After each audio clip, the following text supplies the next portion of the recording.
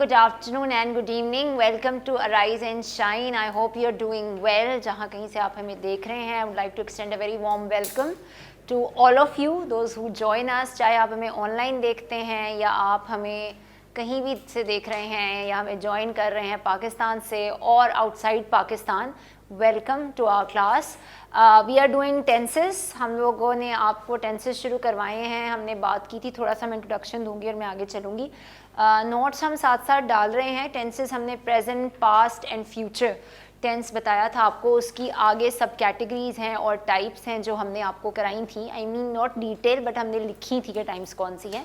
फिर हमने present tense से शुरू किया था और हमने कहा था कि उसकी आगे 4 टाइप्स हैं, लाइक सिंपल प्रेजेंट टेंस जिसको प्रेजेंट इंडेफिनिट भी कहते हैं, प्रेजेंट कॉन्टिन्यूस टेंस जो हम अभी कर रहे हैं, and then present perfect tense and present perfect continuous. ये 4 टाइप्स हैं एक टेंस की जो प्रेजेंट टेंस है. इसी तरह हम पास्ट भी करेंगे और then we'll also go on future. इन सब में जो इम्पॉर्टेंट चीज़ है वो वर्ब की फॉर्म्स हैं जो आप नोटिस करेंगे कि कहीं first form of verb use होगी. अब वर्ब की फॉर्म क्या है? वर्ब हम ऑलरेडी आपको पढ़ा चुके हैं while we were doing parts of speech.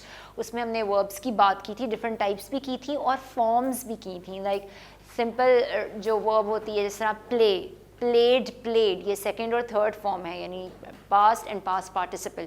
तो ये जो फॉर्म्स हैं वर्ब्स की, दे आर इंपॉर्टेंट. कुछ एपिसोड्स में हमने सिर्फ आपको यही बताया था कि आपको किस तरह से ये लिखी जाती हैं, और आपको एक एपिसोड थी जिसमें हमने इस पर भी इम्फेसाइज़ किया था कि वर्ब की जो फॉर्म्स हैं वो कैसी होती हैं और कैसे आपने उनको लर्न करना है. तो please notes are also available. अगर आप ये सोच रहे हैं कि कहाँ से फॉर्म्स याद करनी है तो द नोट्स आर देयर. आप जब फॉर्म्स जो हैं वर्ब्स की, आप उसमें से जो लिंक नीचे दिया हुआ है, अगर आपने बढ़कर टीवी को सब्सक्राइब नहीं किया, please subscribe, right rise and shine with miss Kamal George, और नीचे आप एक लिंक देखेंगे. हर एपिसोड के नीचे एक लिंक आ रहा है और उस लिंक को जब आप क्लिक करेंगे इसमें बुक 1 और बुक 2 का फोल्डर है. वहाँ पे रीडिंग राइटिंग मटेरियल भी पड़ा हुआ है बुक 1 में, और बुक 2 में आपको ये सारे नोट्स मिलेंगे. पार्ट्स ऑफ स्पीच मिलेगी और इसी के साथ साथ आपको आगे जो हम लोगों ने कंजंक्शन, ये तो सारा पार्ट्स ऑफ स्पीच की का पार्ट है. Then the types and forms of verbs and now tenses, ये सारे नोट्स आपको, even punctuation, synonyms, antonyms, masculine, feminine, everything जो हम आपको यहाँ पढ़ा रहे हैं वो सब यहाँ मिलेगा. यूट्यूब पर आप जाएँ, वहाँ से आप एपिसोड्स देखें और वहीं से लिंक आप क्लिक करें. सो अब वैसे आपको हार्ड कॉपी यहाँ से नहीं मिलेगी because there are so many notes and we can not give you hard copy of everything, क्योंकि बहुत सारी चीज़ें हैं और हर चीज़ की अगर हम आपको हार्ड कॉपी देंगे तो वो आपके लिए थोड़ा सा एक्सपेंसिव पड़ेगा, हर चीज़ का आपको पे करना पड़ेगा. लेकिन इसीलिए हमने एक ईजी वे सोचा कि ऑनलाइन जो भी लोग हमें देख रहे हैं वहाँ से आप नोट्स को डाउनलोड करें. आप उनको वैसे ही सॉफ्ट कॉपी की फॉर्म में अपने लैपटॉप पे या अपने कंप्यूटर पे रख सकते हैं, अपने मोबाइल में रख सकते हैं उन नोट्स को. और अगर आप उसकी फिर भी प्रिंट आउट्स लेना चाहते हैं तो आप उनको डाउनलोड करें और प्रिंट आउट्स ले सकते हैं for yourself. So this is I mostly tell that in every episode because I am not sure if everybody is watching us. क्या पता कोई हमें पहली बार देख रहा हो या दिस इज योर सेकंड और third time. That is the reason मैं इसको रिपीट कर देती हूँ और आपको बताती हूँ. हम टेंसेस कर रहे हैं और अब जो टाइप हम कर रहे हैं that is present continuous tense.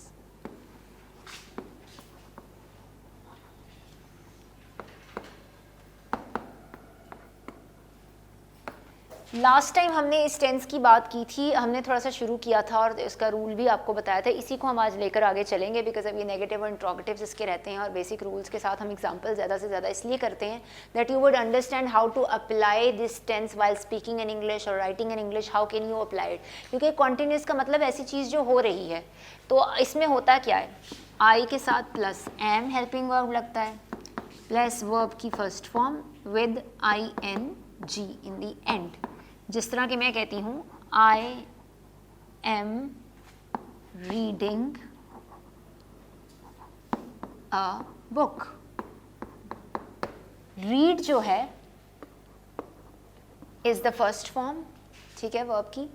और फिर दोबारा सेकंड फॉर्म, ये फर्स्ट फॉर्म है. फिर V2 क्या है, रेड. स्पेलिंग सेम ही होते हैं लेकिन इसको रीड नहीं पढ़ते. सेकंड फॉर्म रीड की रेड होती है, उसको रेड पढ़ते हैं, लेकिन लिखते RED नहीं है. जिस तरह लाल कलर रेड है तो उसको RED लिखा जाता है. रीड, रेड एंड वो इसी की थर्ड फॉर्म रेड. अब आप कहेंगे मिस लिखा तो रीड है, यस, लेकिन इसको रीड नहीं पढ़ते. फर्स्ट फॉर्म को रीड पढ़ते हैं, सेकंड और थर्ड फॉर्म को रेड, रेड लिखते RED नहीं है, लिखते READ ही हैं. लेकिन सेकंड फॉर्म में जब इसको रीड को पढ़ते हैं हम, सेकंड फॉर्म में रेड पढ़ते हैं और थर्ड फॉर्म में भी रेड ही पढ़ते हैं. So read, red, red first, second and third form. और यहाँ पर मैंने कौन सी, मैं इसको कह रही हूँ रीडिंग, यानी आपने जो रूल है आई एम और वर्ब की फर्स्ट फॉर्म के साथ क्या लगाना है, आईएनजी। जहाँ भी आईएनजी लगा होगा, कहीं भी रीडिंग कर रहे हैं आप, या कुछ भी पढ़ रहे हैं या सुन रहे हैं या बोल रहे हैं, तो उससे आपको ये पता चलेगा कि हाँ आईएनजी अगर लगा नहीं वो चीज़ हो रही है। Okay, this is happening, we are going, she is singing, he is reading, they are watching, he is playing, ये सब का मतलब क्या है, आईएनजी जहाँ जहाँ लगता है, ये चीज़ हो रही है। ओके, अब हम बात करते हैं, ये तो आई के साथ है, आई के साथ जो हेल्पिंग वर्ब लगता है वो क्या है, am. This is the rule for present continuous tense with I as the subject, क्योंकि सब्जेक्ट के बात हो रही है तो सब्जेक्ट इज आई। फिर है जी यू, वी, दे। यू यानी तुम, वी हम, दे वो। आर, अब हेल्पिंग वर्ब क्या यूज हो रहा है, यहाँ एम था, इन सब्जेक्ट के साथ क्या यूज हो रहा है, are with first form verb की एंड आई एन जी। अब इसके लिए अगर मैं कोई सेंटेंस लिखूं तो क्या लिखूंगी, यू आर वर्किंग हार्ड। तुम मेहनत कर रहे हो, तो यानी कि ये चीज़ कॉन्टिन्यूस है, वो कर रहा है मेहनत, तो आप उसे कह रहे हैं you are working hard. We are watching TV. अब इसका क्या मतलब है, यानी हम टीवी देख रहे हैं, यानी ये चीज़ भी हो रही है। And then they are song. अब इसका क्या मतलब है, यानी वो गाना गा रहे हैं। अब आप देख रहे हैं सब में मैंने क्या किया है, वर्क, सेकेंड फॉर्म होती है वर्कड, थर्ड फॉर्म होती है वर्कड, लेकिन मैंने फर्स्ट को इस्तेमाल किया with ING, what the rule says, ठीक है। First form of verb with ING. We के साथ भी वॉच, सेकेंड और थर्ड फॉर्म होती है watched, watch, watched, watched, ED लगता है सेकेंड और थर्ड में, लेकिन मैंने उनका यूज़ नहीं किया, मैंने फर्स्ट फॉर्म यूज़ की है with ING, watching. And they are is the helping verb you're using, and then sing, sing, sang, sung, ये थ्री फॉर्म्स हैं, sing, sang, sung, ये first form, second form, third form. If you want to learn tenses, you want to speak good English, you want to read English properly, please learn the forms of verbs. शुरू में ही मैंने आपको episode के बताया कि आपको tenses करने के लिए forms आनी चाहिए verbs की, please learn them. Okay, अब sang और sung ये दोनों मैंने यूज़ नहीं किए, मैंने सिर्फ sing का इस्तेमाल किया. This is the first form of verb with ing, यानी वो गाना गा रहे हैं, यानी वो चीज़ अभी हो रही है, समथिंग विच इज़ हैपनिंग. ये तो एक रूल है. अब हम आगे चलते हैं ये शीट की तरफ.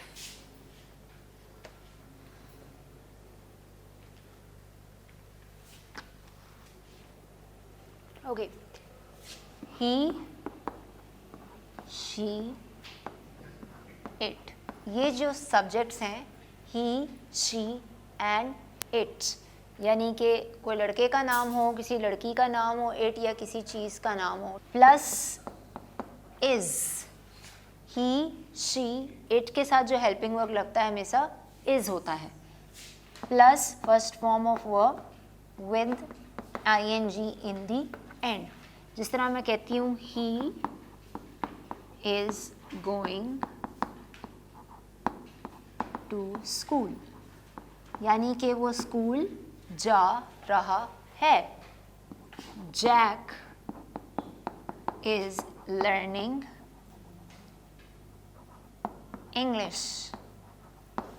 ये मुझे कौन बताएगा इसका क्या मतलब है? गुड, जैक इंग्लिश सीख रहा है, क्योंकि वो चीज़ हो रही है, कॉन्टिन्यूस है, किसी लड़के का नाम है. मैं अगर लिख दूँ सारा, ये मैं ज़्यादा यूज़ करती हूँ, कॉमन नेम है, इज़ प्लेइंग टेनिस. सारा टेनिस खेल रही है. ओके, टेनिस एक गेम है और मैंने लिखा कि वो टेनिस खेल रही है, तो इसका मतलब है कि वो अभी खेल रही है. This is going on, something which is happening. Okay, it is raining outside. बाहर बारिश, यस गुड, हो रही है. इट है, इन सब के साथ आपने देखा मैंने क्या हेल्पिंग वर्ब यूज़ किया है, इज. और रेन, रेन्ड, रेन्ड भी होता है, लेकिन मैंने फर्स्ट फॉर्म के साथ क्या लगाया है, ing, क्योंकि बारिश हो रही है. अब मैं एक सेंटेंस लिखती हूँ. Cars are going on the ROAD, ठीक है, रोड.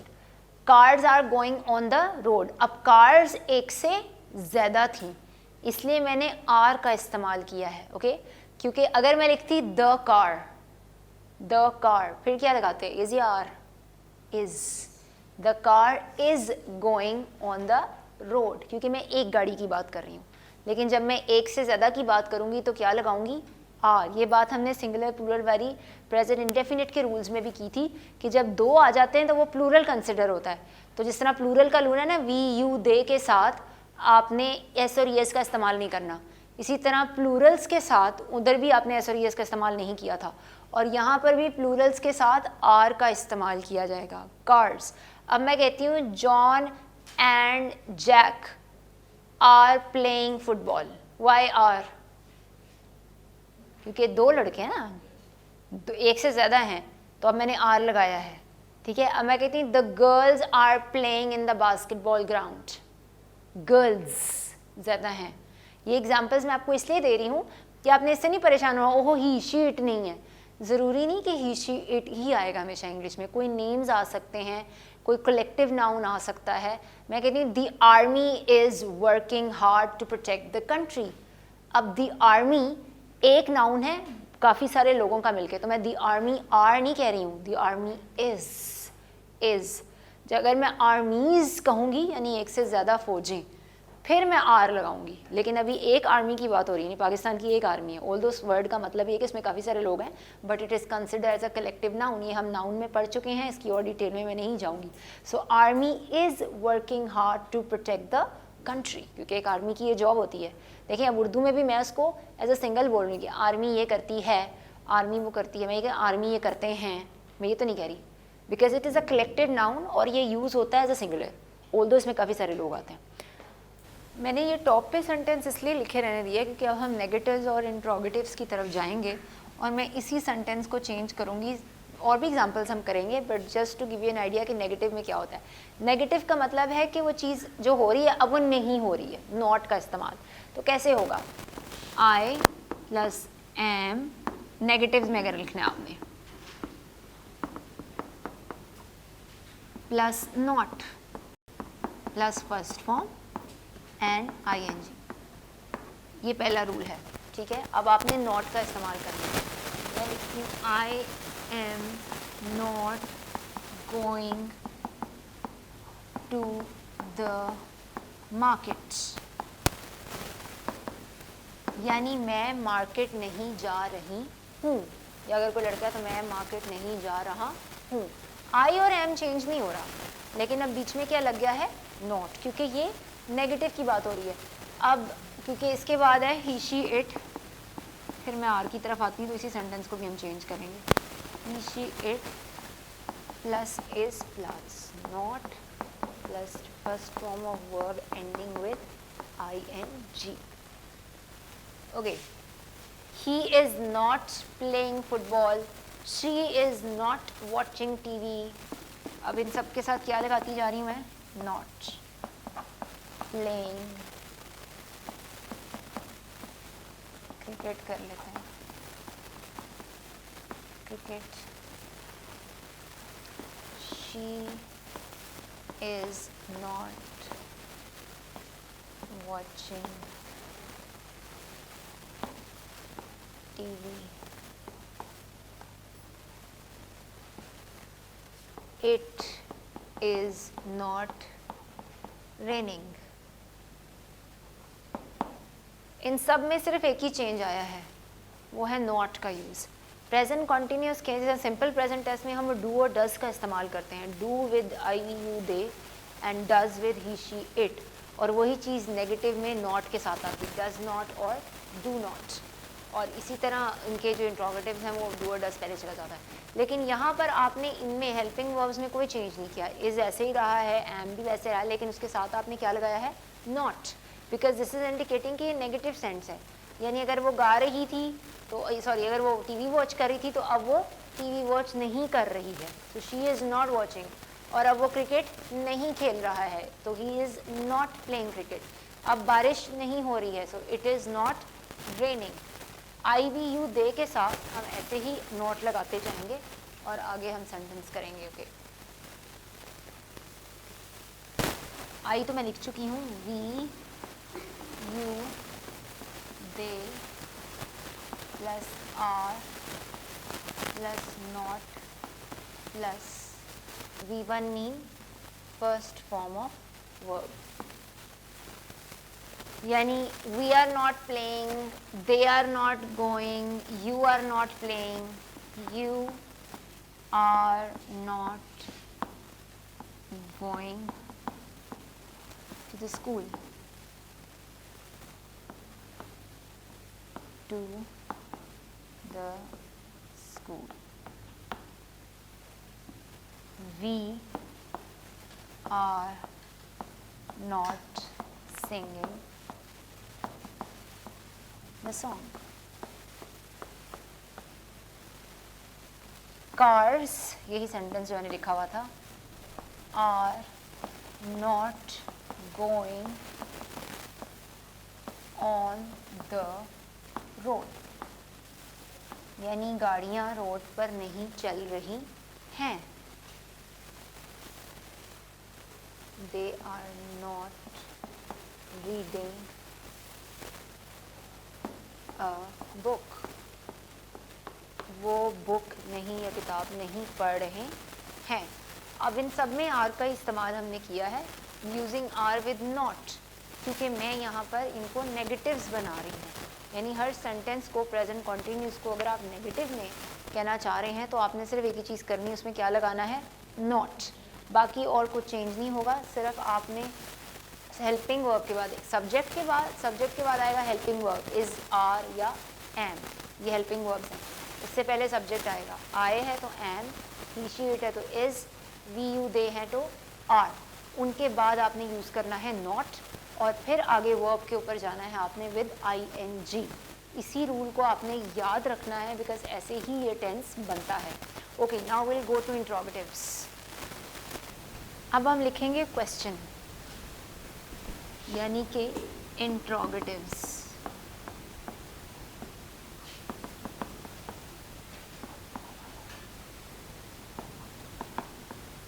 Questions, okay. अब एम पहले आ जाएगा, आर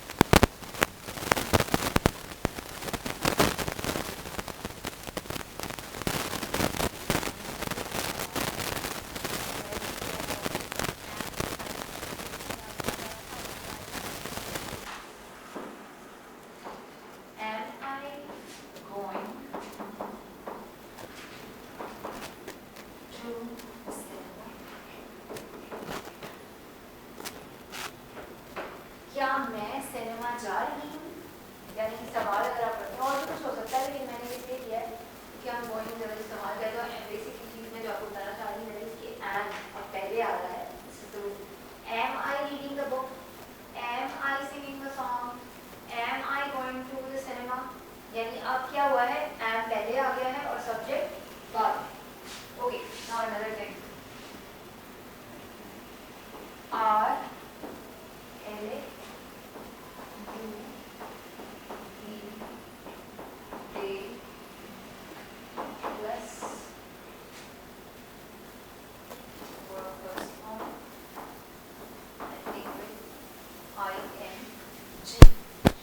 अब इसमें क्या हो रहा है, आर पहले आ रहा है और फिर डी you they and first form verb like are you sleeping,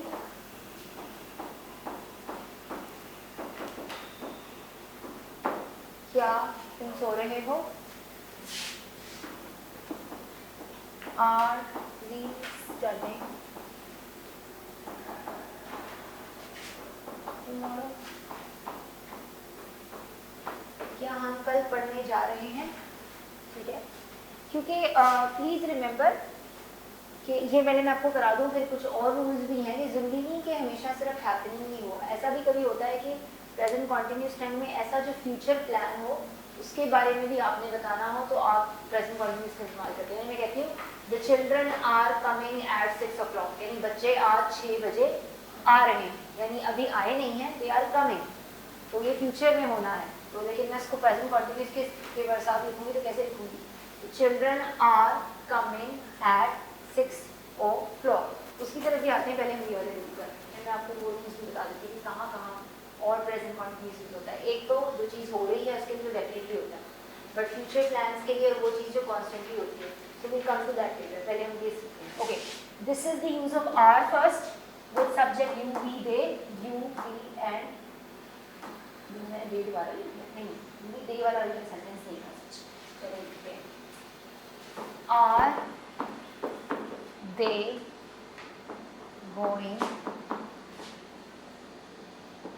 to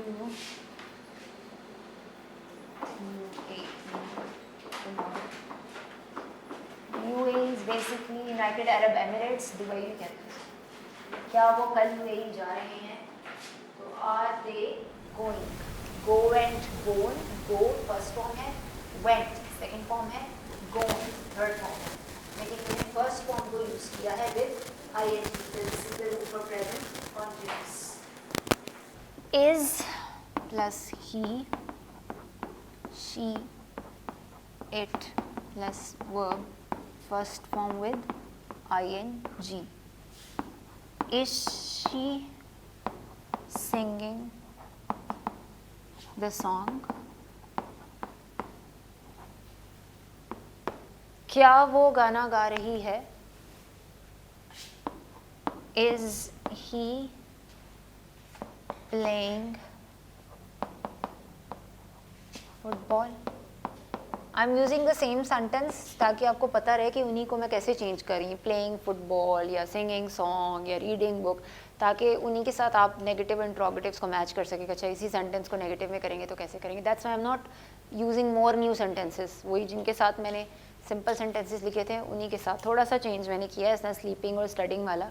Otherwise, I've almost used the same sentences with different negatives and interrogatives. So, is he playing football? Is she singing the song? क्योंकि is पहले अगर वो it पहले तो is it raining? क्या बारिश हो रही है? ठीक है, तो आप is पहले ले जाएंगे, फिर end में तो चलो आगे चलें। is के बाद क्या आ रहा है? she, यानी he, she, it। सब्जेक्ट है उससे पहले is आएगा, फिर सब्जेक्ट है, फिर आगे वर्ब की फर्स्ट फॉर्म विद ing बाकी सेकंड्स। क्योंकि आप ये बता रहे हैं कि जो प्रेजेंट कंटिन्यूअस में क्वेश्चन में हमेशा आपने हेल्पिंग वर्ब को पहले ले जाना है। Is it clear? हम इसी को आगे नेक्स्ट एपिसोड में भी कंटिन्यू करेंगे, because we don't have time and we have started sound 91 in English.